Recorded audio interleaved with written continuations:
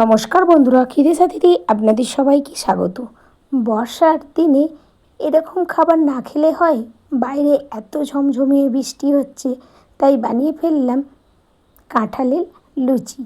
কাঁঠালেরগুলো প্রথম কোয়াগুলোকে ছাড়িয়ে নিলাম, বীজগুলোকে আলাদা করে নিয়ে এবার মিক্সির মধ্যে দিয়ে দিলাম। দিয়ে এটাকে একটা পেস্ট বানাবো। পেস্টটা যেন একেবারে মিহি হয়। এবার একটা জায়গার মধ্যে নিয়ে নিয়েছি। এবার ময়দার মধ্যে আমি একটু নুন আর একটু চিনি গুঁড়ো দিলাম। চিনিটাকে গুঁড়ো করে নিয়েছি, দানা দানা রয়ে যাবে। এবার একটু সাদা তেল দিয়ে এবার এই কাঁঠালের মাড়িটা দিয়ে দিলাম। দেওয়ার পর এবার ভালোভাবে এটাকে মাখাতে থাকবো। একদম শক্ত একটা ডো করে দিয়েছি। তারপর উপর থেকে একটু সাদা তেল দিয়ে আমি মাখিয়ে আধ ঘন্টার জন্য রেস্টে রেখে দেবো। এবার আমি নেচি করে নিয়েছি, দিয়ে একটু আলতো হাতে আমি বেলে নিয়েছি।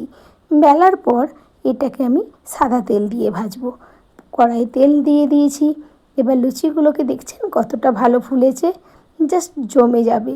এরকম খাবার যদি বর্ষাকালে হয় আর কিছুই লাগবে না, মন একেবারে খুশি হয়ে যাবে।